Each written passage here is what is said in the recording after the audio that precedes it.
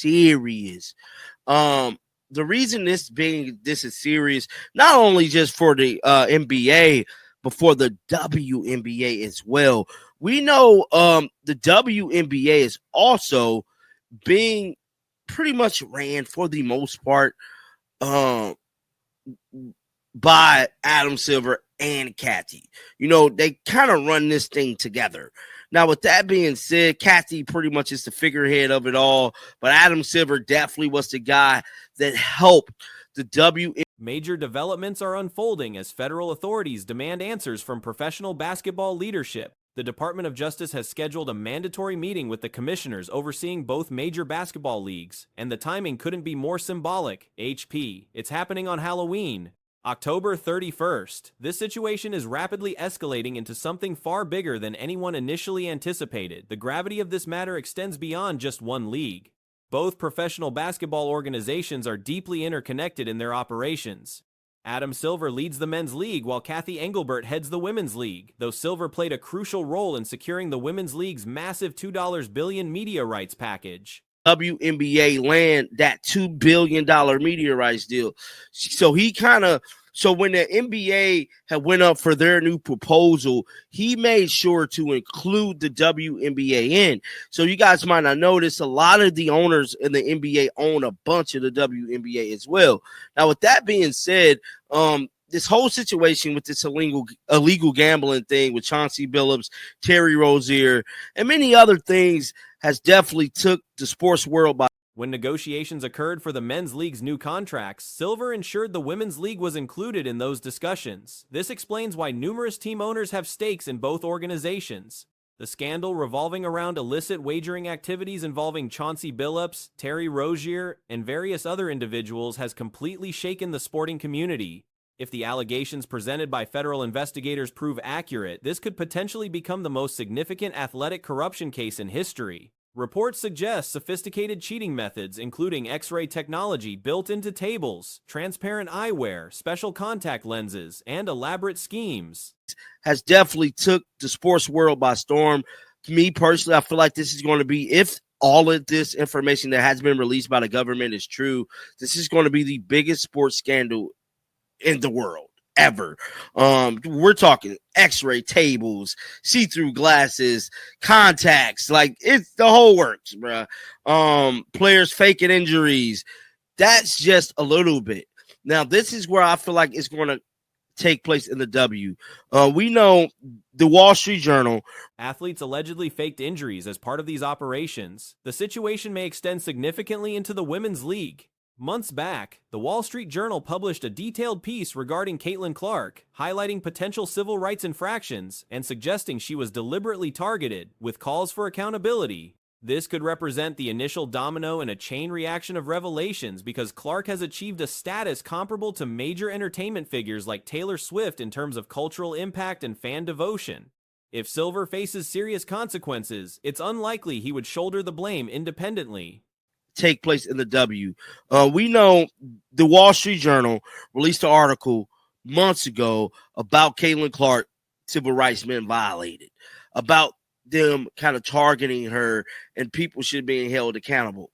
Me personally, I feel like this is the first domino headed towards that direction because I said it once and I say it again. Caitlin Clark is America's sweetheart. She's like Taylor Swift, bro. And me personally, this is when the pieces are going to get to fall because let's say, God forbid, why would someone in his position remain silent about everything they know? The civil rights controversy involving Clark and critical comments allegedly made by Engelbert about one of sport's brightest emerging talents could become relevant. Clark's fan base includes substantial support from MAGA movement followers. While Clark herself hasn't publicly aligned with any political movement, MAGA supporters have embraced her. Since MAGA represents Donald Trump's political base, Trump supporters effectively support Clark. God forbid, Adam Silver gets in some type of trouble. Y'all really think Adam Silver's not finna spill the beans? Y'all really think Adam Silver's finna say, hey, hold up. Y'all coming for, I'm not going down by myself. Hold up. Y'all remember that civil rights violation thing that came out? Kathy over there talking trash about Caitlin Clark, one of The biggest stars in all of sports, somebody we never seen before. This marks the beginning of a potentially catastrophic unraveling. Recent stories have emerged about the Indiana Fever organization involving coaching staff and various issues, adding to an already complicated situation. However, this could ultimately benefit Clark in the long run. Getting back to the core issue, United States Congress has formally requested Commissioner Adam Silver provide a detailed briefing regarding the basketball gambling controversy no later than October 31st. Congressional representatives sent official correspondence on Friday to the commissioner, requesting the meeting and voicing serious concerns about accusations involving illegal betting operations and competition manipulation. In all of sports, somebody we never seen before. One of the biggest backings of Caitlin Clark is the MAGA team. Now, I'm not saying Caitlin Clark support MAGA in any way, shape, or form. I'm not saying that. But MAGA supporters support Caitlin. See, that's the big difference. MAGA supporters support Caitlin. And guess what? Who is MAGA? Donald Trump. Same supporters that support Donald Trump support Caitlin. Oh, yes. This is the beginning of disaster. This is the beginning. Competition manipulation is particularly relevant here. The physical targeting of Clark on the court could also constitute game manipulation, which deserves recognition. Following the federal indictments of Portland Trail Blazers coach Chauncey Billups, Miami Heat player Terry Rozier, and former player and coach Damon Jones in comprehensive federal probes, 6 congressional members from the House Committee on Energy and Commerce signed the letter demanding Silver's briefing by month's end. ESPN contacted the league for official comment on the matter. The committee, responsible for overseeing consumer protections and athletic competitions, referenced their previous examinations into performance-enhancing substance use in baseball, anti-doping protocols at Olympic competitions, and abuse scandals involving Olympic competitors. This is the beginning of disaster. This is the beginning of the dominoes falling. Now, I know it's a lot of news that's coming out about the Fever with the coaches and on weed and blah, blah. This is bad. Good for Caitlin, though. Damn show good for Caitlin. Now, let's dive into this. I'm going to spin it back. I'm going to spin the block at the end of this video to get back into Caitlin. But we got to talk about exactly what all this is. It says U.S. Congress has requested a briefing from Commissioner Adam. Congressional officials are seeking additional information about alleged illicit gambling connected to the league. What measures the organization has implemented to prevent confidential information leaks for illegal purposes, and whether the league's ethical guidelines adequately prohibit such conduct among players and coaching staff. The letter also questions whether the organization is reconsidering its relationships with sports wagering companies. The entire controversy centers on sports betting operations, but there's a crucial connection to remember. Silver holds significant influence over the women's league. The Clark civil rights violation story, as reported by the Wall Street Journal, ties directly into this expanding investigation. From Commissioner Adam Silver concerning NBA gambling scandal by October the 31st. So they saying Adam Silver got to do this by October 31st. Congress asked NBA Silver for a briefing on gambling. Members of Congress sent the letter Friday to NBA Commissioner. So this came out yesterday. It's just coming out today. NBA Commissioner Adam Silver requesting a briefing and expressing concern over accusations of illegal gambling. The likelihood that Silver would face consequences alone seems minimal. According to reports, the men's league allegedly investigated Rozier for injury fabrication previously, but essentially swept the matter aside, allowing Rozier to return to competition. If accurate, and if league officials possess this knowledge, the implications are severe and potentially constitute criminal conduct. Once the dominoes begin falling, they all come down together. Everything is interconnected, and the collapse appears inevitable. You can't ever really tell anything with Caitlin Clark in terms of relevancy. So if you type in Caitlin Clark and you're looking web search, she is in fact... What is it? This is past 12 months. Let's go past 365 days. I say past 5 years. Past 5 years, obviously, look. She was relevant for the entirety of 2024 and then, was at a zero. Professional basketball, as currently understood in both leagues, will likely undergo was at a zero towards the end of this year and is back down. Pretty much is going to be at a zero very, very soon for quite a bit of time. in terms of Caitlin Clark's relevancy. Obviously, it's 15 to 21st June. I'm pretty sure it was during a Sophie Cunningham situation. I want to see what it is in YouTube search. It's definitely lower in YouTube search. So yeah, Caitlin Clark is at like a very much low in terms of YouTube search, other than like, even at Christmas. What happened in December? Clark's most passionate supporters include the MAGA movement's followers, which represents a politically significant demographic.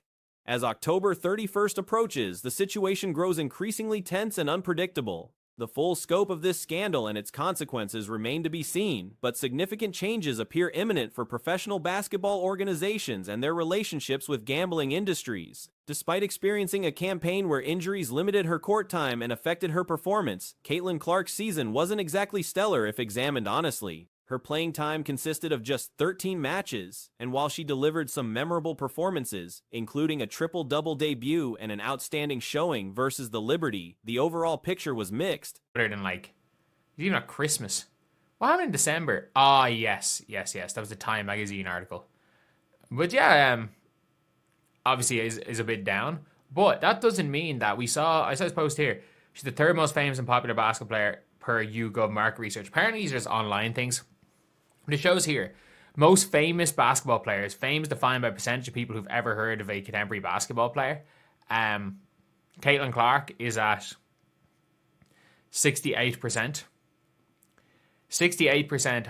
Out of those 13 appearances, approximately 5 or 6 could be considered strong showings, another 5 were average at best, and roughly 3 were genuinely poor outings. However, considering she competed while dealing with significant physical limitations, the circumstances explain much of the inconsistency. Currently, Clark's cultural impact has diminished compared to 12 months ago across multiple metrics. Examining Google Trends data for web searches reveals interesting patterns. Looking back over the previous 365 days shows she dominated throughout 2024's duration, then dropped nearly to 0 by year's end, and appears headed toward minimal search activity for an extended period. 68%. 68% have heard of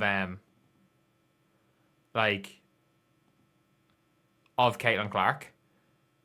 And as you guys can see here, like, people are like, oh, but like, how is it that only 43% of people have a positive opinion of Caitlin Clark? Well, it's like, it literally, basically what they're saying is that of the 72%, not 48%, of 72. So it says here 25% of a negative opinion of Caitlin Clark. The spike occurring between June 15th and 21st likely corresponds to the Sophie Cunningham incident. YouTube search data paints a similar picture, showing decreased activity except for a December bump tied to a Time magazine feature. Nevertheless, recent research from YouGov presents compelling findings about her standing. Their market study identifies Clark as the third most recognized basketball player currently. The research defines fame through the percentage of respondents who've heard of contemporary basketball figures. Of Caitlin Clark or don't have a positive opinion, and 24% of Steph Curry. If 24% of people don't have a positive opinion of Stephen Curry, 25% not having a positive opinion of Caitlin Clark is fine. If she has a similar level of like popularity to Stephen Curry, or positive opinions as Stephen Curry, we're okay with that. Like, if you're out here Clark registers at 68% recognition, FSC, meaning over 2/3 of people surveyed know who she is. Some question why only 43% hold favorable views of Clark, but context matters significantly. The data shows 25% don't have positive opinions of her, while 24% similarly lack positive opinions of Stephen Curry. When someone achieves comparable favorability ratings to Curry, NETT, widely regarded as exceptionally likable, NET, that's actually impressive. Anyone holding negative views of either Curry or Clark as individuals raises serious questions about judgment, separate from any basketball-related opinions. Like, if you're out here having a negative opinion, I seriously question you. If you have a negative opinion of Stephen Curry, I question you as a human. Just like if you have a negative opinion of Caitlin Clark, I question you as a human. Not like, not anything else, not basketball. If you have a negative perception of Caitlin Clark, the person, I genuinely question you as a human. That's all I'm going to say. But like her being Clark's inclusion on this ranking carries enormous significance, particularly since she's realistically the sole female athlete with potential to appear on such lists. Victor Wembanyama might be approaching or surpassing her recognition levels currently. Wembanyama generates remarkable engagement, SPA. Mentioning his name drives substantial viewership, similar to Clark's effect. Basketball content featuring Wembanyama consistently outperforms other topics, reaching 1,600 to 2,800 views regularly, matched only by content about Bronny James. Wembanyama dominates the attention economy in remarkable fashion. But like her being on this list is genuinely huge. Considering the fact, again, this is an online thing. I've heard like she's the only female player realistically that has a chance of being in this. And the fact is that I think I stand by this. I think maybe Victor Wembanyama is is becoming more famous. I think maybe Victor Wembanyama is a bigger name. Like Victor Wembanyama, like I'm sorry. Yet Clark's sustained popularity remains extraordinary and represents the most crucial factor for the WNBA. Having a player whose fame compares to Stephen Curry's is unprecedented for women's basketball. LeBron James holds the title of most famous active player, though Michael Jordan maintains the all-time record for basketball recognition globally. Some commentators have made questionable claims about athlete fame. Notable sports personality listed Tom Brady as the world's most famous athlete, which seems dubious, given Brady's international recognition likely trails numerous soccer figures like Thierry Henry, Kylian Mbappe, or possibly even Roy Keane or Rafinha among global audiences. Clark's popularity trajectory should continue climbing as long as she performs well on court. Like I'm sorry, it's almost like the Caitlin Clark effect, where when I just say the name Victor Wembanyama on a NBA channel video, it's a 1 out of 10. 1 out of 10. Like, obviously, you guys don't. Maybe you know, maybe you don't. I hope that. Yeah, I'm muted. Thank God. You guys may or may not know. Obviously, I run the Mick Hoops channel. If you guys don't know, heck, if I have a Victor Wembanyama video. However, if her injuries prove career-altering and she never regains previous form, the WNBA's mainstream visibility would suffer dramatically. The league's broader cultural relevance essentially depends on Clark's continued excellence. This became evident during last college season when other talented players like Juju Watkins or Paige Bueckers failed to generate comparable viewership. The pattern repeats consistently. Audiences simply don't invest the same attention toward most other players. Therefore, the ranking placing LeBron, Steph, and Caitlin Clark as the top 3 most famous basketball players makes logical sense.